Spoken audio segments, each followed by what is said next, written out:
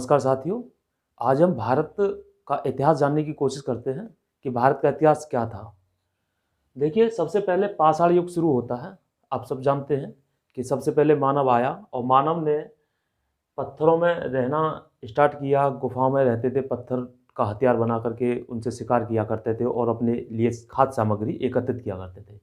उसके बाद फिर जैसे जैसे उसने आग का आविष्कार किया, पहिए का आविष्कार किया, तो वो बढ़ता गया और फिर वो धीरे धीरे सिंधु घाटी सभ्यता में पहुंचा। सिंधु घाटी एक नगरीय सभ्यता थी। यहाँ पे वो नगर निर्माण कर लेता है और उच्च कोटि का नगर नगर निर्माण करता है। उसके बाद फिर ये पहुंच जाता है वैदिक में, वैदिक काल, और वैदिक काल के फिर उत्तर वैदिक काल। उसके बाद शुरू हो जाता है महाजनपद। यहाँ पे हमारा भारत जो 16 महाजनपदों में विभाजित हो जाता है। उसके बाद आएंगे जैन और बौद्ध धर्म।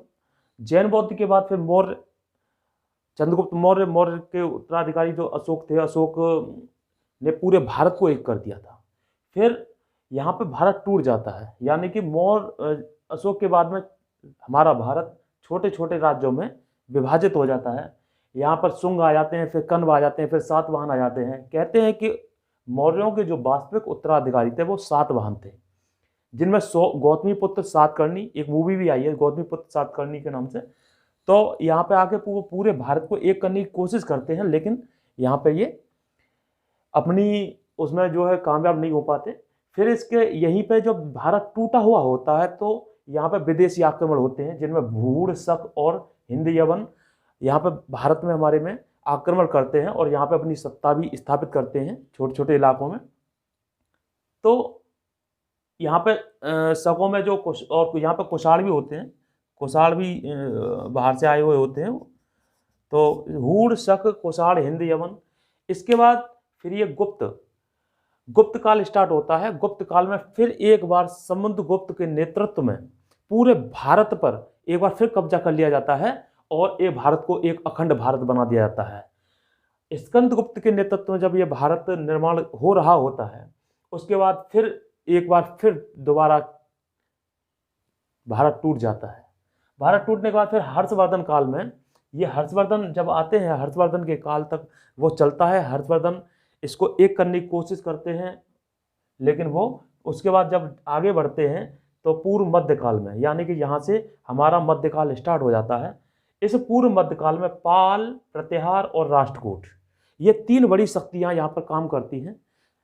पाल, प्रत्याहार और राष्ट्रकूट। यहाँ पर तीनों में 200 वर्ष तक त्रिकोणीय श्रृंखला, जैसे मैचों में होती है त्रिकोण मैच श्रृंखला चलती है, उसी तरीके से तीनों मैचों, जैसे एक मैच खेला फिर दूसरा आ गया, दूसरा खेला तीसरा आ गया, इस तरह से तीनों के बीच एक संघर्ष चलता रहता है। अंततः इसमें कोई नहीं जीत पाता, सब पराजित हो जाते हैं, सब पराजित हो जाते हैं। यहीं पे आप देखेंगे कि यहीं पे जब ये पूरा सिनेरियो उत्तर भारत में चल रहा होता है, ये पूरा सिनेरियो कहाँ चलता है? उत्तर भारत में चलता है। वहीं पर ये दक्षिण भारत में क्या होता है, यहाँ पे जो पल्लव होते हैं, अभी एक सेकंड आप यहाँ पे बैक होइए, पीछे आइए। यहाँ पे मौर्योत्तर काल में जब यहाँ सातवाहन और यहाँ पे विदेशी आक्रमण हो रहे होते हैं, तो यही हमारे दक्षिण भारत में क्या चल रहा होता है? दक्षिण भारत में संगम काल चल रहा होता है। वहाँ पे चेर, चोल और पांड्य, ये वाली सत्ता स्थापित होती है।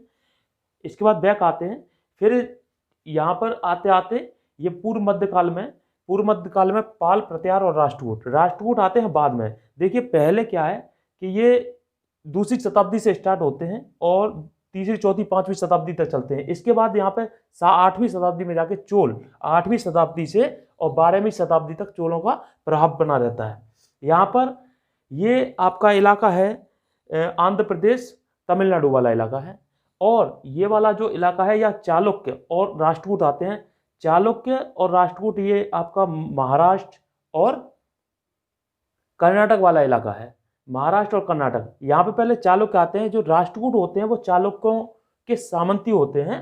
राष्ट्रकूट चालुक्यों के सामंती होते हैं, और चालुक्य वंश जब समाप्त हो जाता है तो इन्हीं की जगह पर ये राष्ट्रकूट स्थापित हो जाते हैं। ऐसे ही पल्लव वंश जब होता है तो पल्लव वंश के अवशेषों पर ही चोल वंश का दोबारा से स्थापित होता है ये, क्योंकि चोल पहले भी आ चुके हैं ना संगम काल में। जब संगम काल में चेर, चोल, पांड्य, ये तीनों सत्ता यहाँ पर होती हैं। मौर्योत्तर काल में यहाँ पर पहली दूसरी शताब्दी में। ये चोल उसके बाद फिर गुप्त काल और हर्षवर्धन काल जब उत्तर भारत में चल रहा होता तो यहाँ से चोल गायब हो जाते हैं कुछ समय के लिए। इनके अवशेषों का भी पता नहीं है कि उनका क्या हुआ क्या नहीं, लेकिन 8वीं शताब्दी में जैसे ही आते हैं तो 8वीं शताब्दी में से 12वीं शताब्दी तक ये फिर दोबारा से चोल एकदम उभर करके आते हैं। फिर यहाँ के बाद जब हम आगे बढ़ते हैं तो यहाँ पर उत्तर भारत में दिल्ली सल्तनत की स्थापना हो जाती है, जिसमें गुलाम खिलजी, तुगलक, सैयद लोदी, ये 5 राजवंश, दोबारा सुन लीजिए, गुलाम खिलजी, तुगलक, सैयद लोदी, ये 5 राजवंश स्थापित होते हैं, जिनको हम बोलते हैं दिल्ली सल्तनत। ये पूरा का पूरा क्या है, दिल्ली सल्तनत है ये वाला। यहाँ पे सबसे पहले गुलाम आता है, फिर खिलजी, फिर तुगलक, फिर सैयद और फिर लोदी। ये पांचों के बाद फिर यहाँ पर मुगल स्थापित हो जाते हैं। मुगल में आपका बाबर से स्टार्ट होता है। 1526 में जब ये आक्रमण करते हैं 1526 में, तो 1526, 1527, 1528 और 1529 ये 4 युद्ध बाबर लड़ता है और चारों युद्धों में पूरे धराशायी करके अपनी सत्ता को स्थापित कर लेता है। 1556 में फिर अकबर को राजगद्दी मिल जाती है और ये 1605 तक रहते हैं। 1605 तक अकबर रहते हैं। उसके बाद फिर धीरे धीरे करके शाहजहाँ और ये आपके जहांगीर, शाहजहाँ और इस तरह से चलते हैं। फिर औरंगजेब 1707 में औरंगजेब की मृत्यु हो जाती है 1707 में, और औरंगजेब का भी कार्यकाल खत्म हो जाता है। अभी यहाँ पर अगर हम देखेंगे ये तुगलक जब वंश जो वो होता है, गुलाम खिलजी, तुगलक, सैयद लोदी, जब ये दिल्ली सल्तनत चल रही होती है तो यहाँ पे ये जो तुगलक है, तुगलक वंश में एक राजा होता है मोहम्मद बिन तुगलक। मोहम्मद बिन तुगलक के शासन काल में इसका दिल्ली सल्तनत का जितना भी विस्तार होता है वो हो चुका होता है। उसके बाद इसी के बाद जब सैयद वंश आता है तो ये थोड़ा कमजोर टाइप का होता है शासन। तो यहाँ पर हमारे ही दक्षिण भारत में जहाँ पर आपके ये चालुक्य, चोल, राष्ट्रकूट, पल्लव थे, इन्हीं सबको खत्म कर करके यहाँ 1336 में ये विजयनगर साम्राज्य की स्थापना हो जाती है और 1347 में ये बहमनी साम्राज्य की स्थापना हो जाती है। आप समझ रहे हैं? इधर साइड में जहाँ पर ये आंध्र प्रदेश वाला इलाका है, ऐसे समझ लीजिए ये पल्लव और ये चोल, ये पल्लव चोल वाला इलाका विजयनगर साम्राज्य को चला जाता है, और ये आपका चालुक्य और राष्ट्रकूट वाला इलाका ये बहमनी को चला जाता है। ये एक मुस्लिम कंट्री है, ये एक हिंदू कंट्री है। आप जानते हैं लड़ाई जंग बहुत अच्छी होती है यहाँ पर। और यहाँ पर एक चीज़ और है, ये पांचों बहमनी साम्राज्य और इधर एक नीचे एक मुस्लिम कंट्री होता है, तो वो दोनों 5 सत्ता होती है यहाँ पे स्थापित। 5 सत्ता मिल करके इस विजयनगर साम्राज्य, हिंदू राज्य है, उसको पूरी तरह से खत्म कर दिया जाता है और ये इनका समाप्त हो जाता है। इसके बाद मुगल जब होते हैं तो मुगलों के बाद फिर एक अंग्रेजी शासन आता है 1757 से प्लासी के युद्ध में। जो प्लासी का युद्ध होता है अंग्रेजों का और सिराजुद्दौला, बंगाल का नवाब है सिराजुद्दौला, उसका एक सेनापति है मीर जाफर। ये हमारे इतिहास में 2 ही सबसे बड़े गद्दार हुए हैं, एक मीर जाफर जिसने प्लासी का युद्ध हरवा करके अंग्रेजी सत्ता का स्थापित करा दिया, और एक हुआ था जयचंद की वजह से ये मोहम्मद गौरी हमारे यहाँ पर आ जाता है, जिसमें वो दिल्ली सल्तनत की स्थापना करता है। ये दोनों गद्दार होते हैं हमारे इतिहास में, सबसे बड़े गद्दार हैं जयचंद और मीर जाफर। यहाँ पर दिल्ली सल्तनत की स्थापना कर देते हैं, ये अंग्रेजों की आके स्थापना कर देता है। समझ गए ना? इसके बाद एक बक्सर का युद्ध होता है।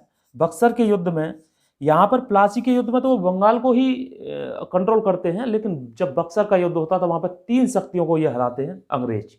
3 शक्तियाँ हराने का मतलब है अवध का नवाब सिराजुद्दौला, और एक हैदराबाद का उसका नीचे एक साइड है उसका भी एक राजा होता है, और एक ये बंगाल का एक राजा होता है।